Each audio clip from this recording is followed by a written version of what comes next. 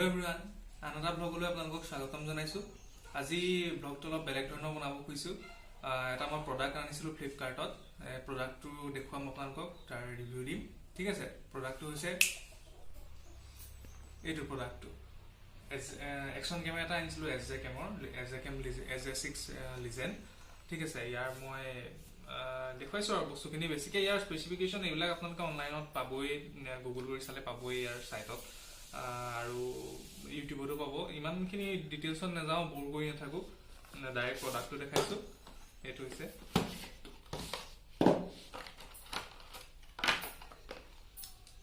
এইটো আপোনাৰ কেমেৰাটো এটা ৱাটাৰপ্ৰুফ কভাৰ লগত আহিছে আৰু ইয়াত কিছুমান এক্সেসৰিজ আছে এখিনি দেখুৱাই নাথাকো আৰু কি হয় কি নহয় এখিনি আপোনালোকে ইউটিউবত দেখিবই চালে মানে ইয়াতো আছে কিছুমান ঠিক আছে আৰু এই কেমেৰাটো লগত লগাবলৈ মই প্ৰথমতে ইয়াৰে এটা যিটো SJCAMৰ মাইক্ৰোফোন থাকে হেটো মাইকটো আনিছিলো অৰ্ডাৰ কৰিছিলো কিন্তু কেনসেল কৰি দিলো মানে কিছুমান ৰিভিউ চালো যে ইমানটা ভাল নহয় এনেকুৱা মই ইউজ কৰি চোৱা নাই কিন্তু ৰিভিউখিনি চাই মেলি অলপ নেগেটিভ হেৰি এটা আহিলে ফিল এটা সো চাই গম পালো এটা ইয়াৰ এডাপ্টাৰ এটা পায় এডাপ্টাৰটো মানে ইয়াত আকৌ জিটি সাপোৰ্ট নকৰে মানে পোৰ্ট কিন্তু হে এডাপ্টাৰটো বনাইছে ৰাইডাৰ্ছ এণ্ড ব্ৰাদাৰ্ছ বুলি এটা ইউটিউব চেনেল আছে তেওঁলোকৰ অজয় সিং বুলি এজনে মই ইউটিউবত চাই গম পালো তেখেতৰ বিষয়ে আৰু অৰ্ডাৰ কৰিলো লগতে হে এডাপ্টাৰটোৰ লগত লগাবলৈ এটা মাইকো অৰ্ডাৰ কৰিলো দুইটা দেখাই দিছো এটো মাইকটো আৰু এটো এডাপ্টাৰটো ইয়াত এটো সি টাইপ আছে সাৰ্চ কৰিব পাৰিব আৰু এটো হেডফোনৰ কাৰণে মাইক্ৰোফোনৰ কাৰণে পোৰ্ট হয় ঠিক আছে মই এটা অলপ খুলি পেলাই দেখাই দিছো ভিতৰটো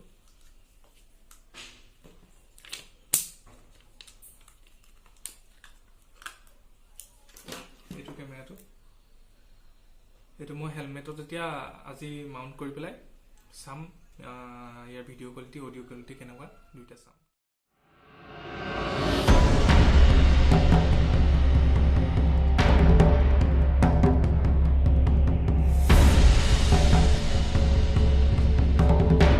অলৰাইট গাইজ তো মই আপোনালোকক কোৱাৰ দৰে ভিডিও আৰু অডিও কোৱালিটি ইয়াৰ কেমেৰাটো টেষ্ট কৰিবলৈ আহিছো মই কিবা বিশেষ কাম এটাত আপোনাৰ যোৰহাটৰ ফালে আহিছিলোঁ এতিয়া ঘৰলৈ উভতি গৈ আছোঁ ভাবিলোঁ টেষ্টটো কৰি যাওঁ ইয়াৰ এংগুলটো কেনেকুৱা হৈছে নাজানো ফাৰ্ষ্ট টাইম কৰিছোঁ যিহেতু আৰু অডিও কোৱালিটিটো এতিয়া কিমান কি হৈছে নাজানো আৰু নইজ কেনচেল হৈছে নে নাই হোৱা নে কেনেকুৱা আহিছে সাউণ্ডটো নাজানো আৰু মটো ব্লগিং কৰা হেঁপাহ এটা আছিলে আৰু এই কেমেৰাটো ল'লোঁ চাইছোঁ প্ৰথম বিগিনাৰ হিচাপে কৰি চাইছোঁ আৰু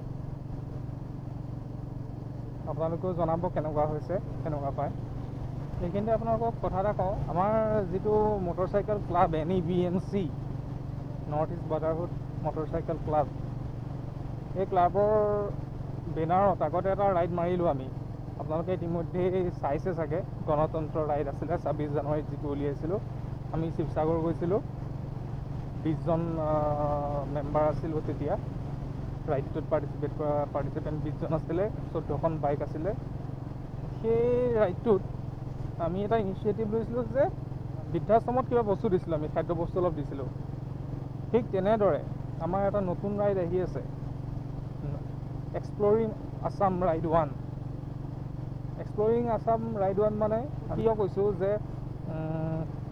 আমি অসমৰ এতিয়া যিকেইটা ডেষ্টিনেশ্যন যাম তাৰ পাছতো আৰু বহুতলৈ যাম সেই হিচাপে মানে এইটো ৰাইড 1 নেক্সট আহিব ৰাইড 2 ৰাইড 3 এনেকৈ হৈ যাব যিটো আমি অসমত এক্সপ্ল'ৰ কৰিম জেগা সেইখিনিৰ ওপৰত বেছ কৰি পেলাই চ' এইবাৰ আমি যাম চম্পাৱতী কুণ্ড চেপানলা তাৰপাছত আপোনাৰ নীলাপানী যিটো পেৰাডাইজ লেক বুলি যাক কয় নীলাপানী যাম আৰু মহামৃত্যুঞ্জয় মন্দিৰ এই তিনিটা ডেষ্টিনেশ্যন আগত ৰাখি পেলাই আমি ৰাইডটো অৰ্গেনাইজ কৰিছোঁ এইবাৰ আৰু ইয়াৰ ইনিচিয়েটিভ হিচাপে আমি এইবাৰ এইটো লৈছোঁ আমি এখন বিকলাংগ স্কুলৰ যিটো হোষ্টেল আছে তাত মানে আমি ৰেচন পাতি দিম আৰু কিবা কিবি খাদ্য সামগ্ৰী দিম সেইটো লক্ষ্য আগত লৈ আমি 200 টকাকৈ ৰাইডটোৰ জইন ফিজ লৈছোঁ। যিসকল পাৰ্টিচিপেণ্ট যাব তেওঁলোকে 200 টকাকৈ দিব লাগিব। সেই 200 টকাত ইনক্লুড থাকিব আপোনাৰ এখন আমাৰ ৰাইড বেজ এটা ষ্টিকাৰ থাকিব। তাৰপাছত আমাৰ ক্লাবৰ এখন ফ্লেগ দিম, প্লাছ যিটো ডনেশ্যন ৰেচনৰ কাৰণে যিটো ডনেশ্যন হ'ব সেই ডনেশ্যনটো তাত ইনক্লুড থাকিব যিসকলে ৰাইডত যাব তাত। আৰু যিসকলে ৰাইডত নাযায় কিন্তু আমাৰ এই ইনিচিয়েটিভটো দেখি তেওঁলোকে ভাল পাইছে বা তেওঁলোকে এনেকুৱা অনুদান দিব বিচাৰে, তেওঁলোকেও আমাক সহায় সহযোগ কৰিব পাৰে।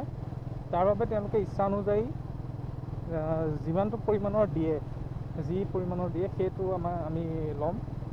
আৰু তেওঁলোকৰ নাম আমাৰ অফিচিয়েল যিটো ফেচবুক পেজ আছে NEBMC তাত মেনশ্যন থাকিব, উল্লেখ থাকিব। আৰু সবিশেষ জানিবলৈ আপোনালোকে আমাৰ ফেচবুক পেজটো ফ'ল' কৰিব পাৰে। আমি যাম মাৰ্চৰ 18 তাৰিখ, ফাকুৱা যিদিনা পৰিছে, ফাকুৱা দিনাখন যাম। চ' এইটো এটা ইনিচিয়েটিভ লৈছোঁ, কি হয় কেনেকুৱা হয় দেখা যাওক।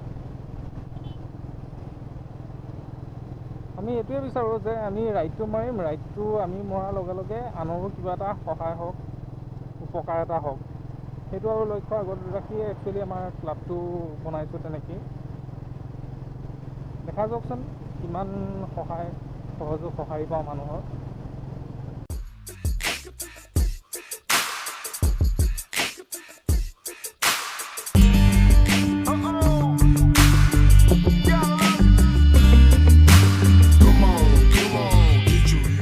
অথনি একচুৱেলি মই ইয়াৰ আগত যেতিয়া আহিছিলোঁ এইফালে তেতিয়াও ৰেকৰ্ডিংটো কৰিছিলোঁ, কিন্তু চালোঁ লগাই পেলাই মেমৰি কাৰ্ডটো যে আপোনাৰ কেমেৰাটো তললৈ হৈ থাকিলে এংগলটো। এতিয়া অকণ ওপৰলৈ উঠাই লৈছোঁ, তথাপিও কি হৈছে নাজানো। আৰু আপোনালোকে যদি মটো ভ্লগিং কৰিম বুলি ভাবে পাৰিলে এটা ৱাশ্বেবল হেলমেট ল'ব। মানে ৱাশ্বেবল মানে যিখিনি পেডখিনি ভিতৰৰ সেইখিনি যাতে খুলি পেলাই ধুব পাৰে। মোৰতো এতিয়া প্ৰব্লেম এটাই হৈছে, এই হেলমেটটো যিটো ল'লোঁ আগতেই সেইটো খুলিব নোৱাৰে আৰু একদম মাথা দিয়া আছে। এইটো এৰুৱাই দিলে আকৌ আপুনি মানে বাটন টাইপৰ নাই আৰু লগাই দিব পৰা। সেইকাৰণে মাইকটো লগাওঁতে বহুত কিবা কিবি যোগাৰ কৰিবলগীয়া আছে। যেনিয়ে তেনিয়ে পকাই মেলি আৰু কৰি থৈছোঁ। সেয়া চাউণ্ডটো কেনেকুৱা আহিছে নাজানো। এতিয়া এয়া ৰঙা মাটি পহি হৈছে। এইটো ছিজনত অলপ ৰাইডটো কৰি ভাল লাগে বাইক চলাই। মানে কি হয়, গৰমো নহয় ঠাণ্ডাও নহয় যে, বেছি বৰষুণ দি থাকিলেও পেনপেনীয়া হয়, ভাল নালাগে। বৰ বেছি গৰমতো ভাল নালাগে। গৰমত গৈ থাকিবলৈ ভালেই আৰু ৰখি দিয়াৰ পিছত অৱস্থা নাইকিয়া হয়। এইখন সন্মুখত দেখিছেনে, এইখন টুল গেট বহাই আছে। টুল গেট মানে এটা বাঁহ আৰু ৰাস্তাবিলাক ঠিক হ'ব আৰু টুল গেটটো বহালে, সেইটোৱে আশা কৰোঁ সেই এৰিয়াটো এটলিষ্ট। কিন্তু হ'লেও এই কেইদিনমানৰ আগত গুৱাহাটী গৈছোঁ। গুৱাহাটী যাওঁতে আপোনাৰ ৰহাখন নহয়, তাৰ ইফালখন টুল গেটত সেইখিনিতচোন ৰাস্তাখিনি ইমান এটা গাঁত চাত আছে, সেইখিনি অলপ পুতিব লাগে। আৰু এনেকুৱা জেগাত আছে আপুনি ৰাস্তাৰ জইন পুল এটাত ওচৰতে গাঁতটো আছে, আপুনি এইফালৰ পৰা ওপৰলৈ উঠি যোৱা নিচিনা হয়, নেদেখেই। তো এইবিলাক অলপ কৰিব লাগে আৰু। ফ'ৰলেনটো বনাই আছে যে এখন আগত ধূলি গুটি, কি গহীনত খোজকাঢ়িছোঁ, হাইৱে বুলি পাত্তাই দিয়া নাই।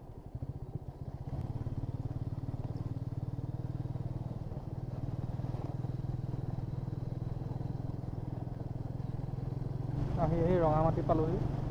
আগতে যিমান মাৰ্কেট এৰিয়া আছিলে এতিয়া অলপ বঢ়িলে ফ'ৰলেনটো হোৱাৰ পৰা।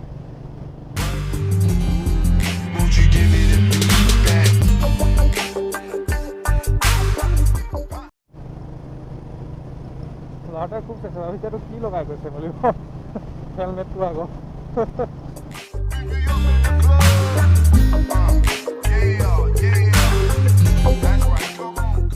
আজি কেমেৰাৰ অডিঅ' আৰু ভিডিঅ' কোৱালিটিটো টেষ্ট কৰিলোঁ, কেনেকুৱা পালে জনাব। ফাৰ্ষ্ট টাইম মটো ব্লগিং কৰিছোঁ, ভাল হৈছে নে বেয়া হৈছে ইমান গম পোৱা নাই, আৰু আপোনালোকেও ক'ব কমেণ্টত। আৰু এডাপ্টাৰটোৰ কাৰণে থেংকছ টু অজয় ভাই, ৰাইডাৰ্ছ এণ্ড ব্ৰাদাৰ্ছ। তেখেতৰ নাম্বাৰটো মই স্ক্ৰীণত দি দিম, আপোনালোকৰ প্ৰয়োজন অনুসাৰে তেখেতক কণ্টেক্ট কৰিব পাৰে, হোৱাটছআপ কৰিব পাৰে, আৰু প্ৰয়োজন হ'লে এডাপ্টাৰটো ল'ব পাৰে। আৰু যিটো মই মাইক্ৰ'ফোন ইউজ কৰিলোঁ মাইক, সেইটোৰ লিংকটো মই ডেছক্ৰিপশ্যনত দি দিম, আপোনালোকে অৰ্ডাৰ কৰি ল'ব পাৰে। ধন্যবাদ।